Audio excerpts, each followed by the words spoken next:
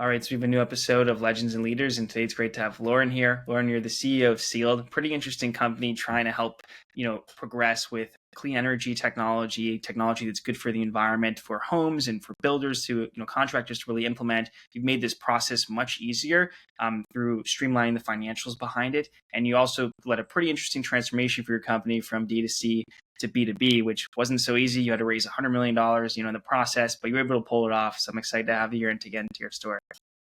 Great to be here. Thanks for having me. Awesome.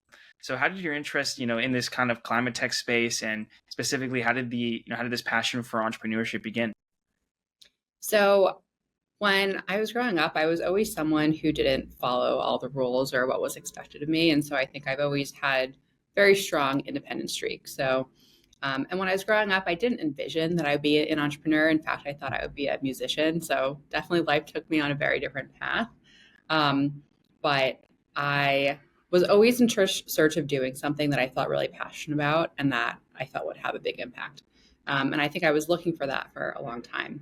And eventually I ended up meeting my co-founder, Andy, on AngelList of all places. He wasn't someone that I knew before. And at the time, I didn't know that much about climate tech, or back then it was called clean tech. Just didn't know that much about it at all. But when I met Andy, that's when I started to learn about home energy efficiency and retrofits. And what really struck me was a couple things. One is that in the US, 20% of greenhouse gas emissions are from homes, which is a huge chunk. But the really shocking thing is that there's already technology that exists to completely decarbonize homes. And so that's insulation, air sealing, heat pumps, and renewables. So all that stuff already exists. And so that really struck me as like a problem that was very solvable and then didn't really need a ton of hard science behind it. I'm more of a business person. I'm not a scientist. And I found that to be really, really compelling. Mm-hmm. So you figured out, the lane you wanted to be in. How did you get Sealed started? So the original thesis behind Sealed is that it was economically rational for people to be making these energy efficiency home improvements, but that information wasn't available to consumers. Basically, people didn't believe that the energy savings were real. Yeah. So the initial product that we launched with was a guaranteed savings product, where a customer was responsible for finding a contractor and financing, but we would guarantee a certain amount of energy savings that were associated with the improvements. So we launched that. I'll say it was an okay product. We acquired customers. They were happy, but it just didn't feel like a huge game changer, either from an impact perspective or from a revenue perspective either. And what we realized is that homeowners were really looking for an entire solution that was kind of the easy button.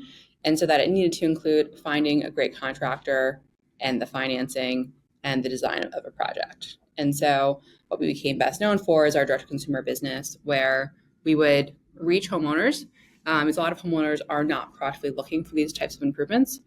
And then we would design a project for them. We would recommend a local contractor and deal with all the back and forth with them and the pricing. And then we would cover the upfront cost. And then we'd get paid with the energy savings over time. And so that was a really cool product, and we did that up until October 2023. Uh-huh.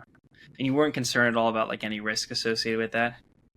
I mean, there's a ton of risk when you are underwriting energy savings because there's really high variance per home for energy savings. And so what we became really great at is predicting it on a portfolio basis. And we were able to get bank financing against that. But that is a super challenging problem that you need a fair amount of data to be good at over time. And it's very interesting the way Sealed has evolved. Our guaranteed savings product gave us the initial data set to feel good enough to underwrite our direct-to-consumer business that had the financing element. And then ultimately, the data set from the direct-to-consumer business that had the proprietary financial product became what allowed us to do our current business. Mm-hmm. Makes sense. But you never know how business models will evolve over time. And because really it's around how markets evolve and what the market needs and the problem you're trying to solve. And it changes sometimes pretty radically over the course of several years. How did you figure out how to pitch this model to people initially? Like, hey, we're just going to take a percentage of the savings and we'll finance this whole thing for you. Like, that's kind of maybe sounds too good to be true. just talking to a lot of people, and not necessarily customers. I just go to Madison Square Park, to Grand Central, to Penn Station, to Bryant Park, and just talk to people.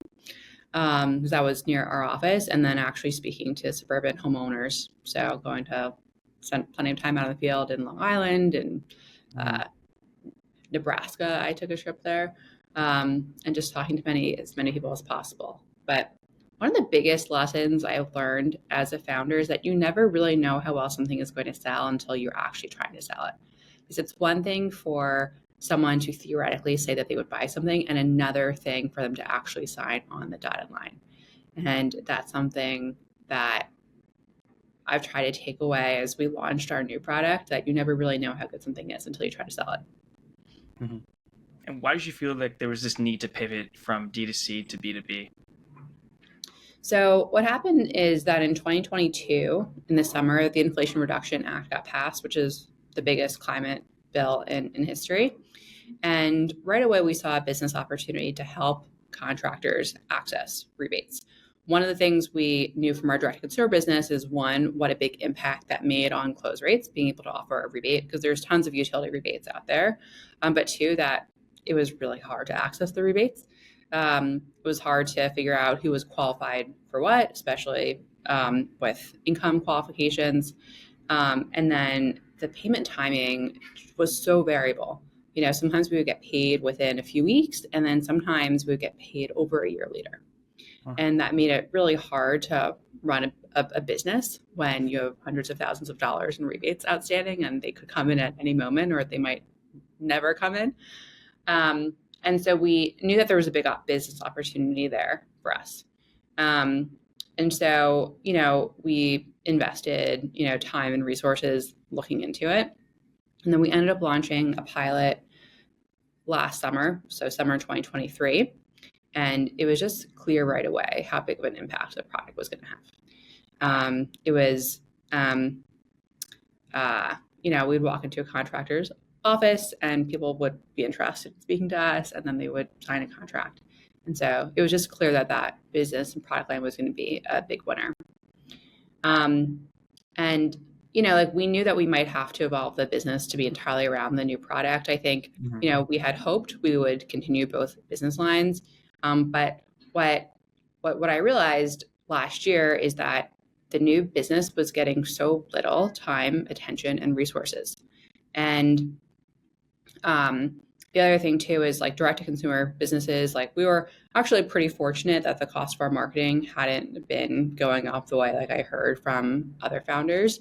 But that those kind of businesses can be risky. Every month you start from zero revenue again. And I felt that the new business would be more impactful and cost less money. And I think especially given the state of the venture markets, doing things that are capital efficient are definitely a smart idea in the current environment. Yeah, definitely agree. So why did you feel like you needed to raise $100 million to really go after this new mission? Yeah, so we raised, $100 million in total. We raised $30 million in 2023. And we pivoted the company, in consultation with our investors who put in additional capital. And so, one thing I'll say is the direct-to-consumer business was quite capital intensive. And when you're running a direct-to-consumer business, you have to pay for ad spend in advance. You have to pay salespeople salaries in advance. And you have to pay to train and ramp them. So it's not the most capital efficient business. And so that required a lot of capital. The new business still requires capital, and we have, a great team, and still a pretty, meaningfully sized team, around 40 people. But I think it means we'll need less venture capital overall. I'll say I was never one who was striving to go out and raise a ton of money. It's just something that was necessary for the company. I think most founders want to spend most of their time running their businesses. So I'll say the dollars we've been able to raise are a sign of how much people believe in us, rather than, something that I think is a measuring stick for success. Mm-hmm. And what did it take to convince these investors to come on for a different angle? So I think one thing that's super important for founders is to bring their investors along for the ride, even when you don't have everything figured out. And so from the time the IRA got passed, we started talking about this idea that we had pretty early in board meetings. And then, the development and customer discovery process, our investors were kind of there along the way. And then when we had early results, we shared them with them. So I think it's really transparency along the way. And our investors were extremely supportive of the pivot.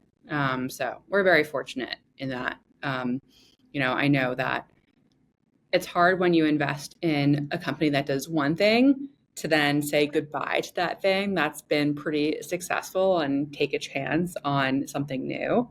But they had a lot of trust and faith in us that was built up over the years. That's good. Yeah. I mean, if you built that relationship earlier on, I'm sure you could just continue it if you've done well. Yeah. And, I think that our investors saw the big market opportunity. They saw that how well Sealed specifically was positioned to go after it. And, the early numbers that were coming in were pretty astounding. Mm-hmm. What would you say, Lauren's been like the energy impact that you've had so far? And like, what are some of your goals in terms of how big that impact can be, the savings? Yeah, I mean, we have worked with thousands of homeowners across the U.S. for our direct-to-consumer business. But, I think we'll probably surpass our direct-to-consumer business numbers like lifetime with our new business, pretty soon. And so I think that was also one of the big reasons why we pivoted. One company, one direct-to-consumer company is not going to be able to decarbonize every home in America. And one thing that we were never able to successfully do is reach the reactive HVAC market. So, one of the things we're really big proponents of is if someone's old system breaks, we want them to replace it with a really efficient electrified system like a heat pump. And 70% of the HVAC market is reactive. So people wait until it breaks to buy something. And typically when you have a broken AC or a broken furnace, you're going to call your local contractor and be like, how quickly can you get something in here? And so most people are just leaning on their contractors to recommend what they should be installing. And so we were just never able to crack that market. And one of the things I was excited about within new business is the ability to have a broader impact, right? When Seal doesn't have to have multiple conversations with every single homeowner, it can be leveraged through contractors who know the customer really well. And just in your previous D2C business, how were you articulating to contractors that this is something that can, yes, it's better for the environment, but it can also save money? Like, how did you kind of convey this simply? So we never sold really on climate impact. And I think a lot of people say that they care about the climate and they're willing to make purchasing decisions based on that. I think when you're talking about something that costs $20,000 to $30,000, it's tough to sell based on climate impact, especially something that impacts people's day-to-day lives so much. And so if you lead with climate, I actually think you will lose most people. And so we led with, this is a system that is more convenient. You'll be more comfortable at home. It's safer for you and your family. And it's a premium product. Like, this is the type of system that they have in Buckingham Palace and at the Met in New York. So always leading with the value prop of the equipment itself. And, I'll say a lot of contractors, they do heat pumps because it's profitable for them and they are business people. And they also know that heat pumps are the future and they want to be part of that future versus, caring a lot about the environment. Plenty of our customers don't care at all about the environment. And I think that's a great thing because we really need mass market adoption and you can't just focus on the people who care about the climate. So you found that people are willing to just buy this even though they have no interest in climate whatsoever, just because they want to save. Correct. Well, they want to save and they want to have a better system for them and their family. They want to make sure that every room in their house is evenly heated and cooled. A lot of people are worried about gas combustion in the home from, a health and safety perspective. I think my thesis on people caring about climate over time is actually if you actively do something to help the climate, even that's not your main motivation, you start to care more and more about it because you know that you're taking action in pursuit of it.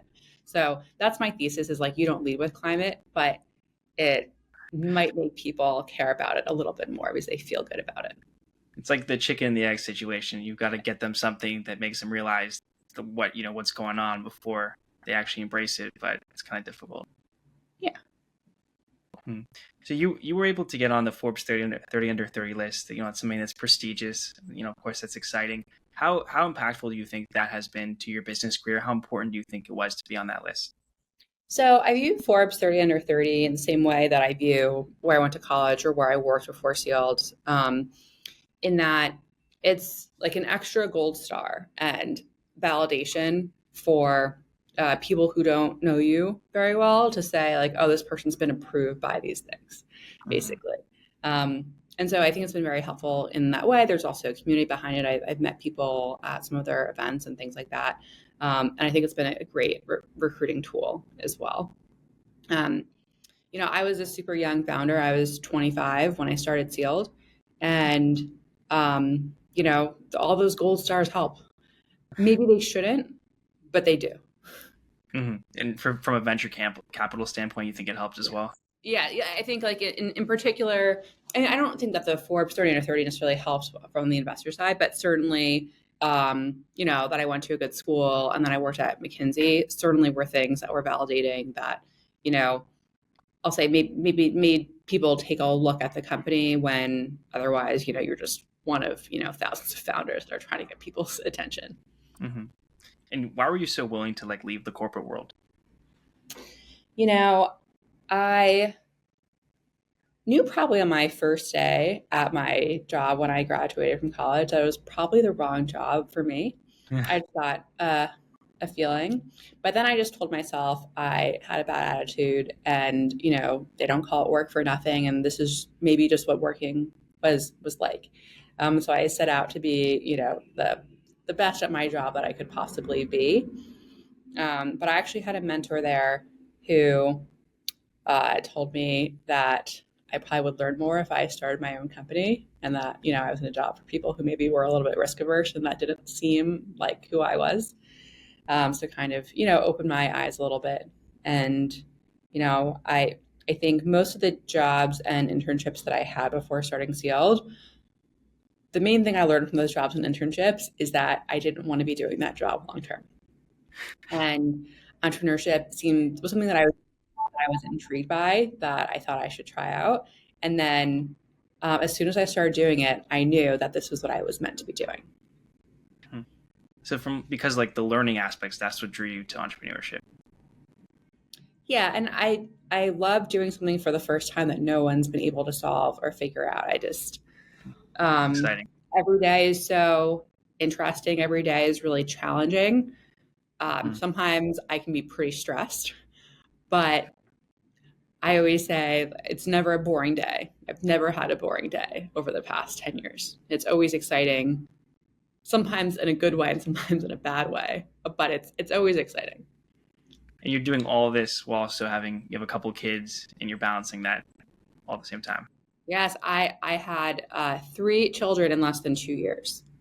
Wow. So a lot. And I think I raised around $80 million during that time as well in those 2 years. But I think it just led me to be really efficient with my time. But also, I probably work more hours than your average new mom. And that's just one of the choices that you make being a startup founder and CEO, is that, I don't really have a lot of time for any hobbies, right? It's, work, family, and then taking care of my health. Those are the only things I do. I don't, I don't have a lot of hobbies right now. I used to have a ton of hobbies. Now, I work out. It's my hobby. Well, those are important ones to take care of, and those are the first ones. So at least you're doing that. So what would you say, Lauren, is your big picture vision right now for Sealed? Where do you see it going over the next 5 to 10 years?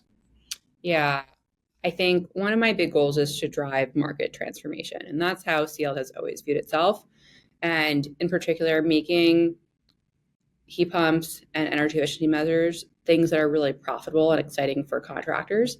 And so that the default thing for homeowners to do when their old system breaks is to get a heat pump. And that's just our number one goal. And I think we're well on our way there. But there's a really long way to go.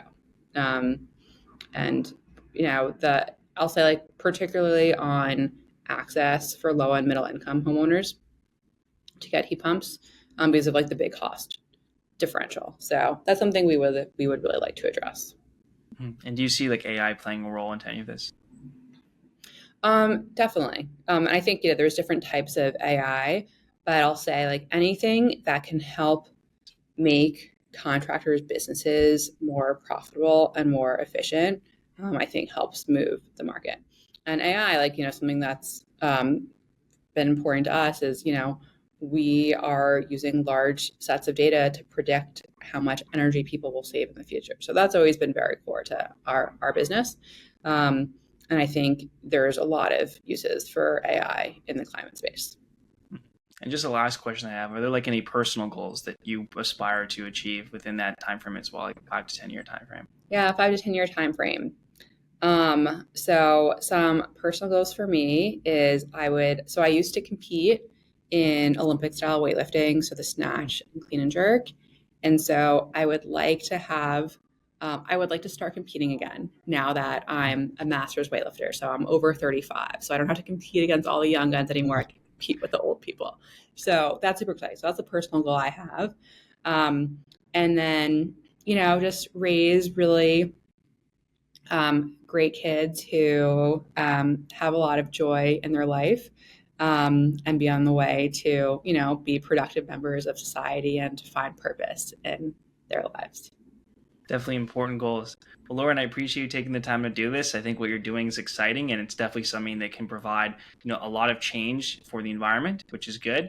And I'm excited to see where you take it. So thanks for coming on. Thanks for having me today.